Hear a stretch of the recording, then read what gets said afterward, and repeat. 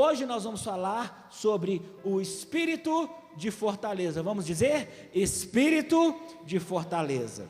Entenda, 2 Timóteo capítulo 1, verso 7, diz o seguinte: porque Deus não nos deu o espírito de temor.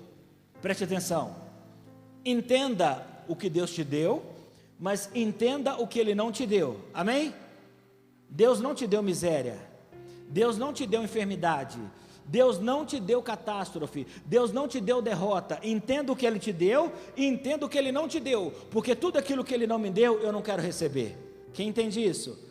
Ele não me deu o espírito de temor. Esse temor não é o mesmo temor relacionado a reconhecer a grandeza de Deus. Esse temor aqui é medo, mas de fortaleza, de amor e de moderação. Não são as pessoas poderosas que se tornam resilientes, é a resiliência que torna as pessoas poderosas. Carlos Damasceno disse isso. A palavra diz que Ele nos deu espírito de poder, espírito de fortaleza, mas o fato de eu e você termos poder não anula o exercício do amor. Pessoas poderosas amam, amém? Pessoas poderosas se movem para amor e se movem para amar. Pessoas poderosas são moderadas. O espírito de moderação, ele traz para nós resiliência. O que é resiliência? É o equilíbrio para lidar em situações de pressão, de risco, de cobrança e até de injustiça.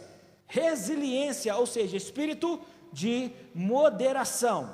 A primeira coisa que eu quero que você entenda é isso: o poder de Deus passa pela igreja para chegar na terra.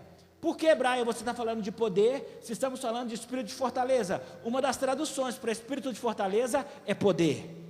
Em várias traduções da Bíblia, fortaleza aparece como força. Eu sei que você está pensando o seguinte: não, mas fortaleza é aquele forte que as cidades antigas usavam, ou aquela cerca murada que as cidades faziam para se proteger. É isso também, mas no original, fortaleza significa o exercício da força, ou o poder em ação. Deus nos deu espírito de poder, amém, gente? Agora percebam, o poder de Deus passa pela igreja para chegar no mundo. Se o poder de Deus operou no mundo, em algum momento, passou por algum homem ou alguma mulher de Deus, certo ou errado? Pega a Bíblia. O poder que precisa chegar nesse bairro, tem que passar por essa igreja. O poder que precisa chegar no Brasil, tem que passar pelas igrejas do Brasil. O poder que precisa chegar no mundo, tem que chegar pelas igrejas do mundo. Aí vai alcançar os casamentos, aí vai alcançar as finanças, e vai alcançar tudo, porque nós recebemos espírito de poder. Diga comigo: eu tenho o espírito de poder em mim. A primeira coisa que eu quero que você entenda é isso: o poder não vem de nós. O poder não vem de nós. 2 Coríntios capítulo 4, verso 7, diz o seguinte: olha como Paulo explica toda essa questão de poder. Mas temos esse tesouro em vasos de barro. Preste atenção, irmãos, nós não guardamos tesouros em vasos de barro. Nós guardamos tesouro no banco, em cofres muito bem fechados, ou muito bem escondidos. Mas Deus resolveu pôr o seu tesouro, ou o seu poder, em vasos de barro. Quem são esses vasos de barro? Eu e você. Preste atenção: você é tão falho como eu, você é tão limitado como eu, você é tão ignorante como eu, talvez seja, ou talvez não. Você é tão humano quanto eu, e Deus escolheu depositar o maior poder do mundo, que é o seu poder, em nós. Por isso nós podemos profetizar, por isso nós podemos crer, por isso nós podemos declarar, por isso nós podemos cultuar, independente do número de pessoas. Deus recebe esse culto porque nós temos o espírito de poder, por isso ele flui. Agora percebam, por que Deus fez isso? Para mostrar que este poder, que a tudo excede, olha que poderoso, provém de Deus e não de nós. Mais uma vez, diga comigo: o poder não vem de nós. As pessoas me perguntam muitas coisas nas redes sociais. E outro dia um rapaz me perguntou: pastor, você ora buscando poder? Eu falo: não. Mas você já orou buscando poder? Eu disse: não. Como assim? Você pregou na minha igreja e foi tão poderoso. Eu falei, deixa eu te explicar. Eu não busco o poder, eu busco a Deus. O poder vem dele. Se você ora buscando poder, você vai se frustrar. Pessoas que buscam poder se corrompem. Pessoas que buscam poder se vendem. É por isso que Satanás disse para Jesus: eu vou te dar todo o poder se você me adorar. Jesus falou: eu não quero poder, eu quero a Deus. Somente ao seu Deus adorarás e somente a Ele prestará culto. Não busque poder, busca a Deus, o poder virá dele. Quem entende isso?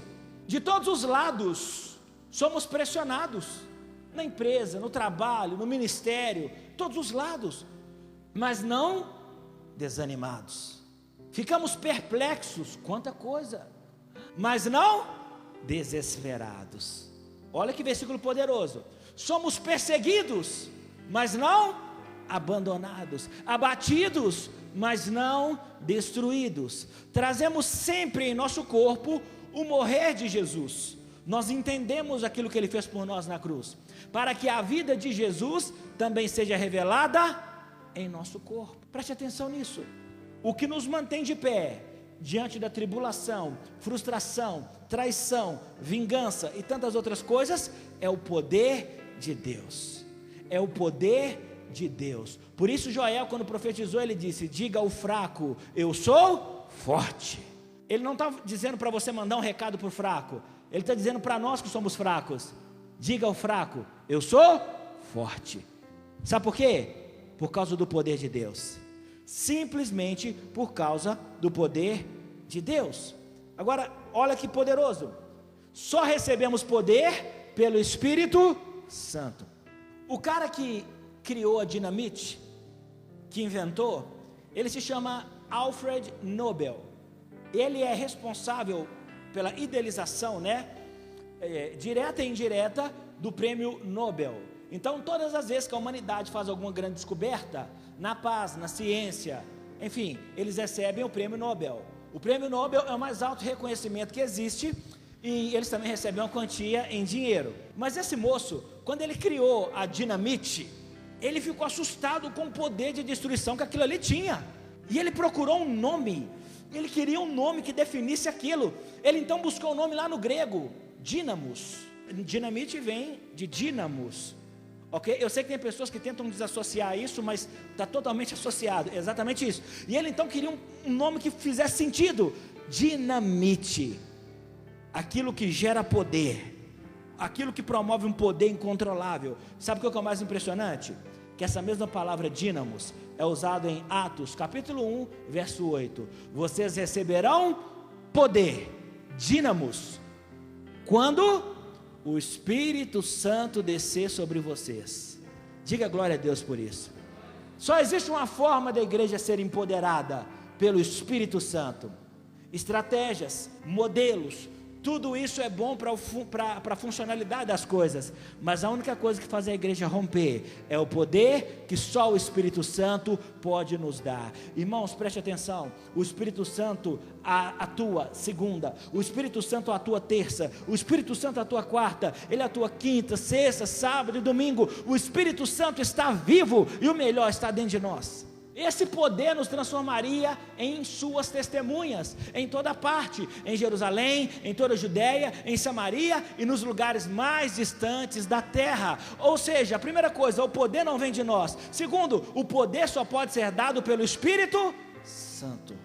Somente pelo Espírito Santo. Sem o Espírito Santo, você não pode fazer nada. Não pode ungir pessoas, não pode servir pessoas, não pode empoderar pessoas, não pode ensinar pessoas, não pode curar nem libertar pessoas. O que falta para a igreja, a ausência da igreja, sempre será suprida e preenchida pelo Espírito Santo.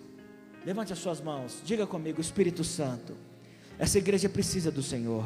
Diga: Espírito Santo, esse culto precisa do Senhor. Diga: Espírito Santo, o nosso futuro precisa do Senhor, depende do Senhor. Diga: Espírito Santo, eu preciso do Senhor. Todo poder só virá a mim se vier de ti. Espírito Santo, venha sobre nós.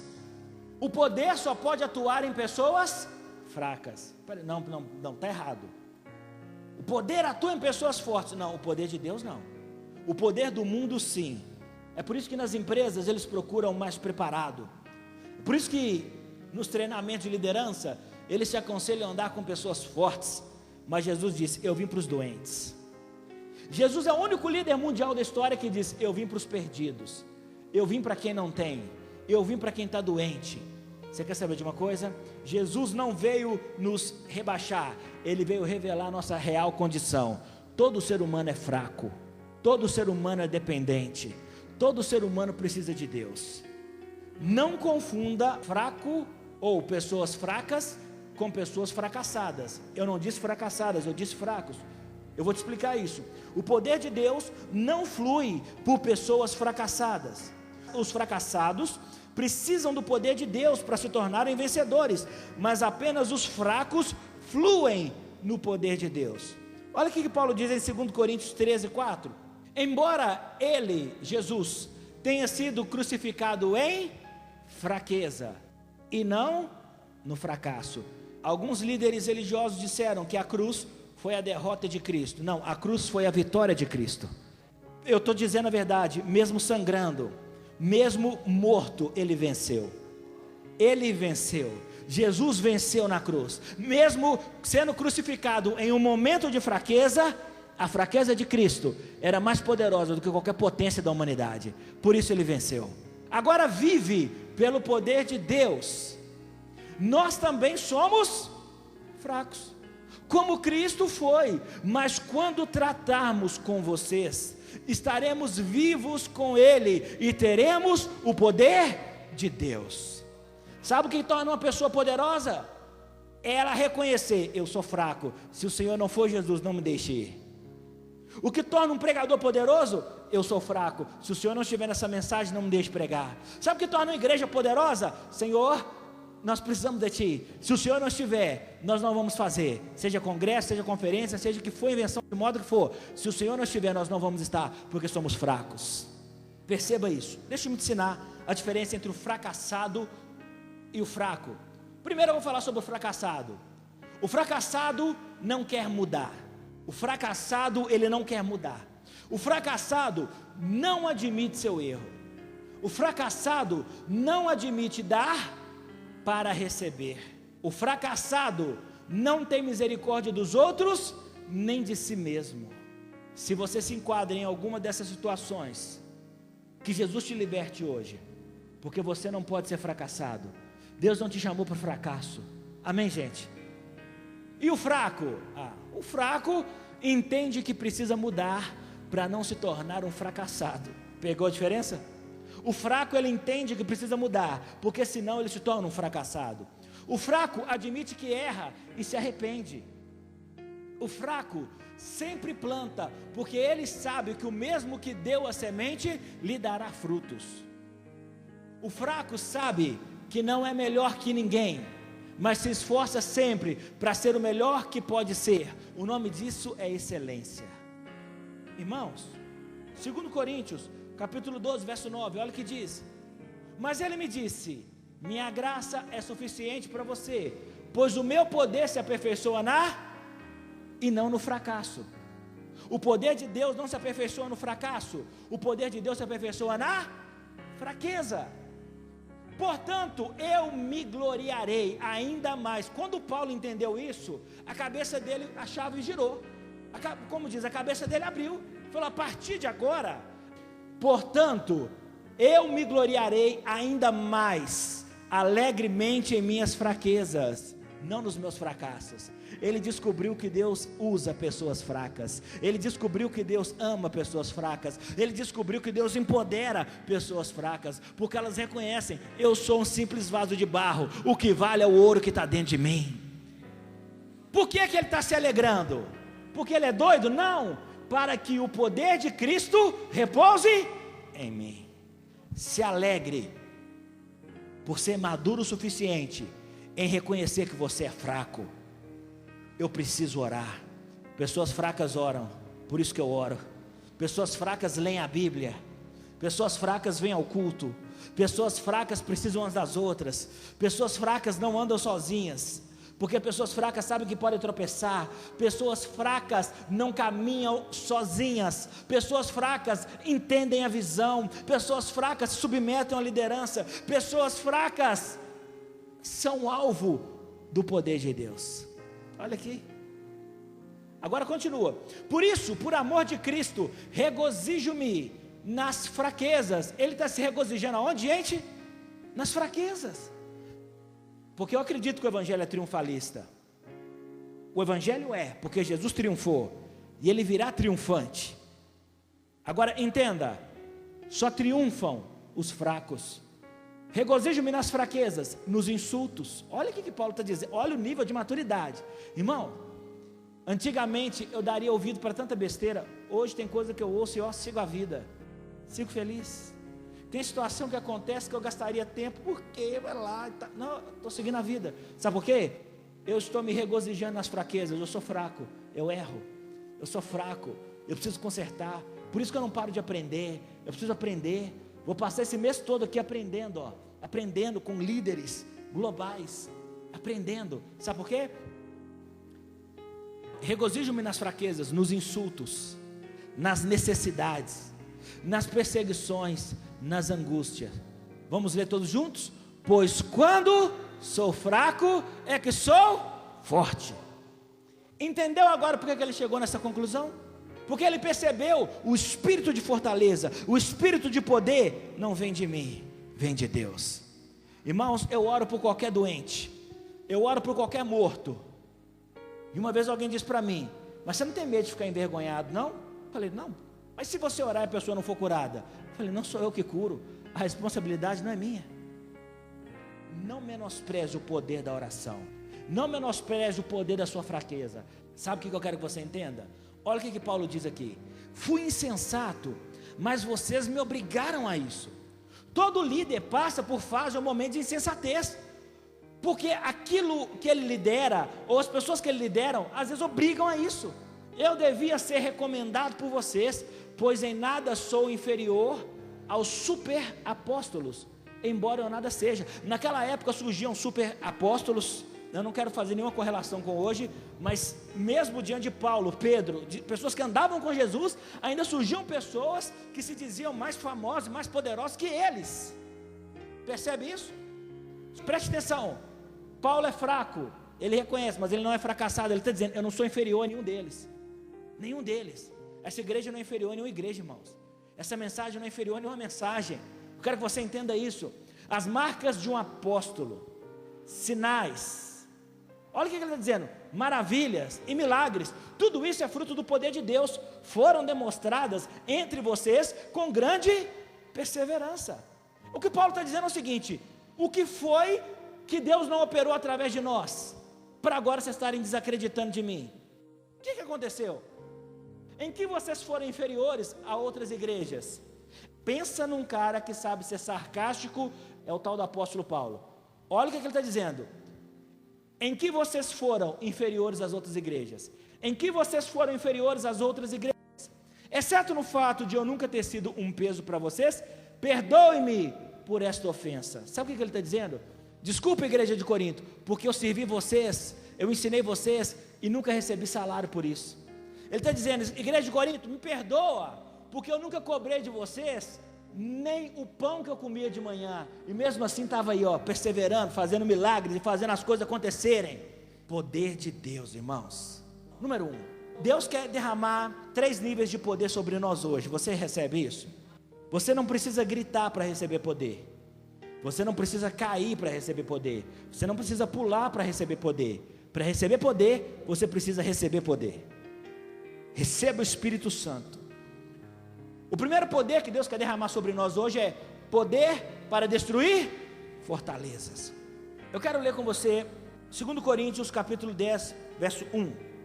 Mas deixe-me explicar para você antes. Fortalezas, no que Paulo descreve aqui no texto, são proteções ou autodefesas que nós criamos, baseados naquilo que inventamos, ou baseado naquilo que achamos que é verdade, e nós criamos na nossa mente, ou no nosso espírito, na nossa vida, capaz, pensando, ser capaz de nos proteger da vontade de Deus. Como é que é isso, pastor? Exatamente isso. Nós criamos fortalezas a fim de nos proteger da vontade de Deus. Eu estarei aqui enquanto for a vontade de Deus. O dia que não for, irmão, um beijo grande no seu coração. Mas enquanto for, ainda que eu tiver 130 anos, como diz, você vai ter que me aguentar. Fortalezas que nós criamos. Você não precisa se defender de Cristo. A vontade dele é boa, perfeita e agradável. Não precisa se defender da vontade de Deus. Não precisa se defender de dar um novo passo. Não precisa se defender de mudar estratégias. Não precisa se defender, porque Deus sabe o que Ele está fazendo, amém? Olha o que 2 Coríntios, capítulo 10, verso 1 diz: Eu, Paulo, pela mansidão e pela bondade de Cristo, apelo para vocês. Eu que sou humilde. Ah, mas nenhum humilde diz que é humilde. Não, você está equivocado. Você está equivocado. O orgulhoso se orgulha de ser humilde. O humilde reconhece que é. Eu que sou humilde, quando estou face a face com vocês, mas audaz, quando estou ausente. Audaz vem de audácia, audácia vem de poder. Rogo-lhes que quando estiver presente, não me obriguem a agir com audácia, ou seja, com poder. Ele está pedindo, igreja, quando eu chegar e estiver com vocês, não me obriguem. Sabe qual que é a dificuldade? Que se eu não disser, se você não vier num GD, ninguém lidera. Se você não vier nas orações, você não vai pregar para os outros.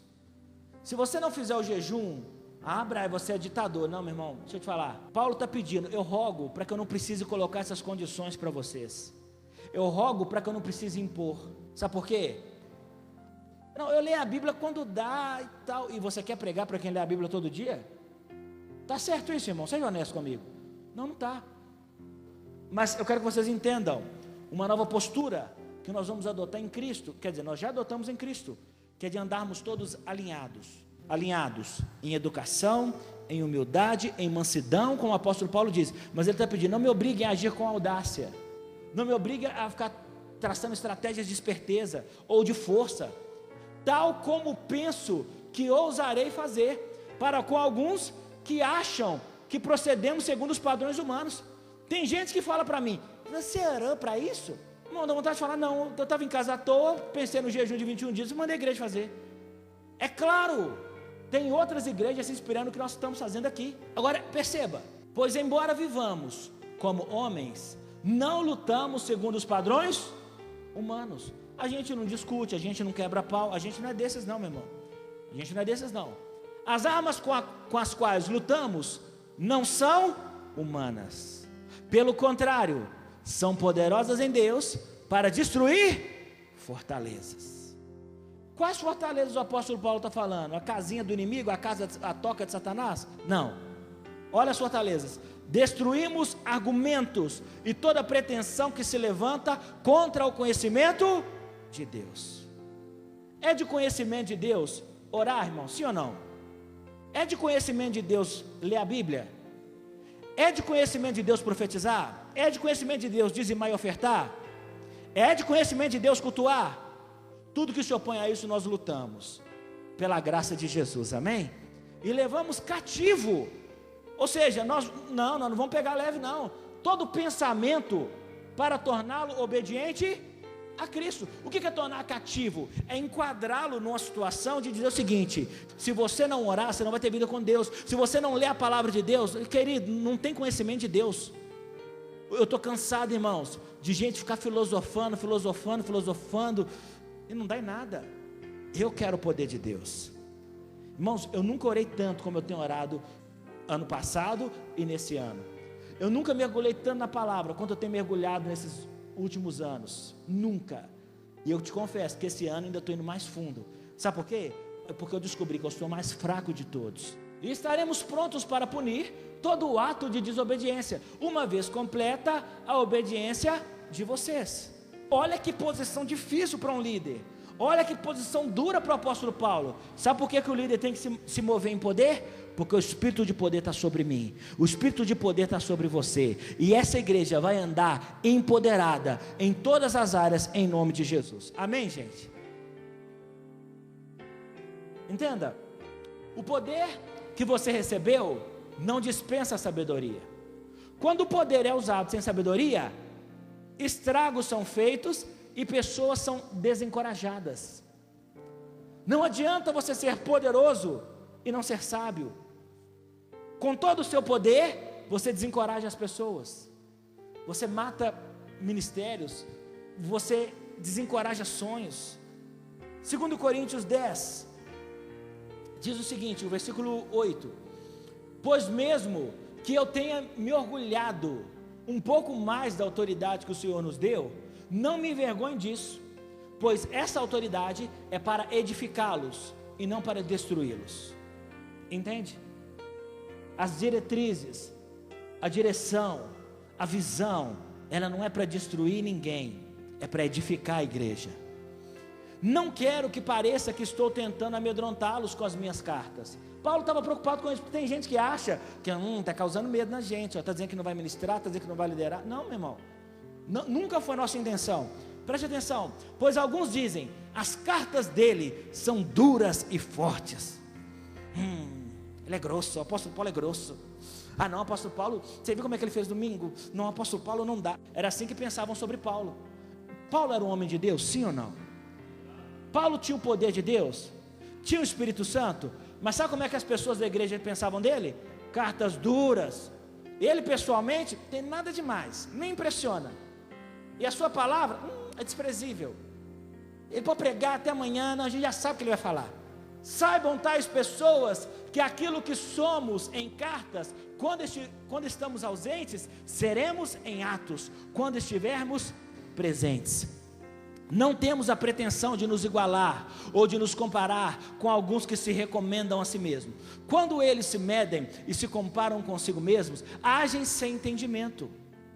Irmãos, quando eu dou um passo aqui na igreja, eu penso em todo mundo, até nas crianças, acredite se quiser.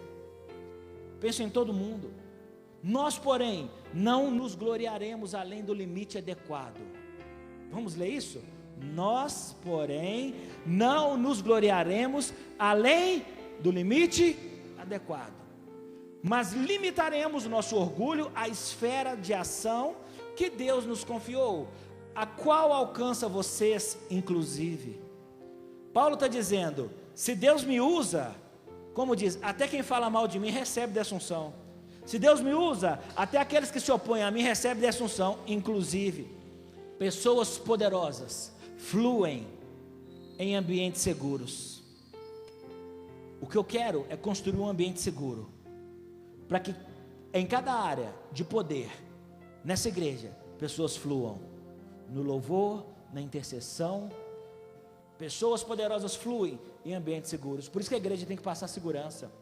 Segurança estrutural, segurança funcional, segurança financeira, segurança pessoal. A igreja tem que passar segurança, porque pessoas poderosas fluem em ambientes seguros. 2 Coríntios 10, 17, como dizem as escrituras, quem quiser orgulhar-se, orgulhe-se somente em quem? No Senhor. Abra a mão da sua glória, abra mão dos seus interesses primordiais, dedique tudo ao Senhor, amém? Dedique tudo ao Senhor, que o Cordeiro receba a glória, que o Cordeiro receba a honra, que Jesus receba o louvor. Quem é glorificado quando eu leio a Bíblia? Jesus. Quem é glorificado quando eu oferto? Jesus. Quem é glorificado quando eu pratico a palavra? Jesus.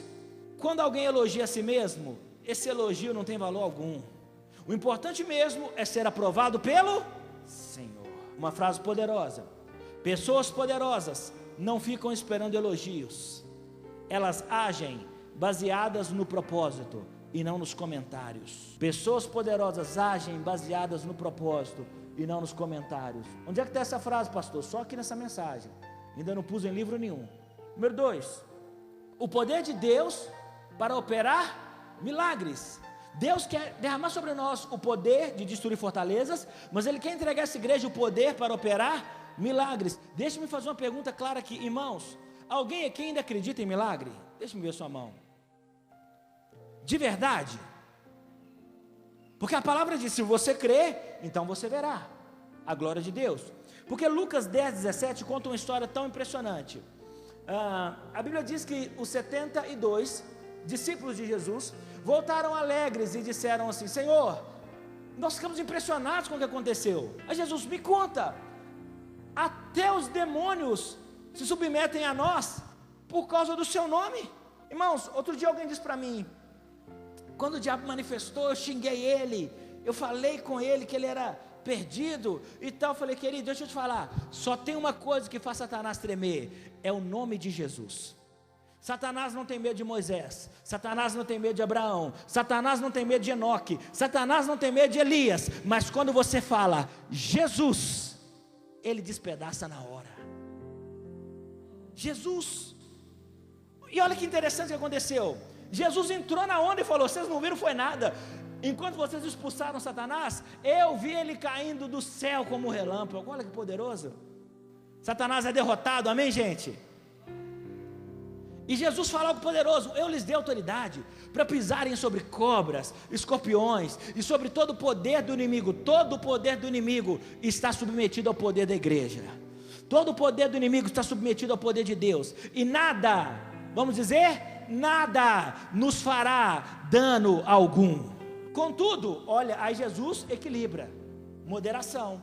Contudo, isso tudo é muito bom, mas alegrem-se, não porque os espíritos maus se submetem a vocês, mas porque os seus nomes estão escritos nos céus, ou no livro da vida. Sabe o que Jesus está querendo fazer? Olha, ele logo ajusta o foco, porque ele está dizendo, isso mesmo, curem os enfermos, expulsem os demônios, em nome de Jesus, mas poder mesmo, é ter o nome de vocês no livro da vida.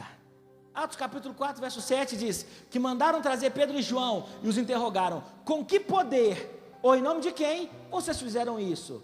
Quem lembra o que eles tinham feito? Eles tinham acabado de fazer um paralítico andar, só isso. Os caras não entenderam, mas com que poder, ou em nome de quem? Preste atenção, o mundo não precisa entender, o mundo precisa receber. O poder de Deus não é entendido, ele é recebido. Pedro, cheio do Espírito Santo, começou a dizer, foi no nome de Jesus, aquele a quem vocês assassinaram. Ele falou, vocês assassinaram o autor da vida. Ele falou desse jeito, vocês mataram o autor da vida, e esse mesmo autor da vida ressuscitou, e ele está operando através de nós hoje. Ninguém pode mais matá-lo, porque ele está sentado à direita de Deus, ele vive para sempre, e o seu reino jamais terá fim. Quem entende isso, dê um glória a Deus. Pessoas poderosas receberam salvação. Deus não quer que você só expulse o demônio, Deus não quer que você só opere milagre, Ele quer que você faça isso, e você vai fazer, mas o que determina poder, é que quando você entende o que Jesus fez na cruz, eu recebo daquilo que Jesus fez na cruz. 1 João 4,18 diz assim, no amor não há temor ou medo, antes o perfeito amor lança fora todo medo ou temor, porque o temor tem consigo a pena, e o que teme não é perfeito em amor. Ou seja, se você vive com medo do diabo, se você vive com medo da vida, é porque você não entendeu o que Jesus fez por você na cruz, porque na cruz, Jesus já fez tudo, não há nada que Ele não tenha feito, não há nada que Ele deixou de fazer. Diga comigo, eu creio que a obra de Jesus foi completa. Olha que salmo lindo, Salmo 37, verso 39, vamos ler todos juntos? Mas a salvação dos justos vem do Senhor, Ele é a sua fortaleza no tempo da angústia.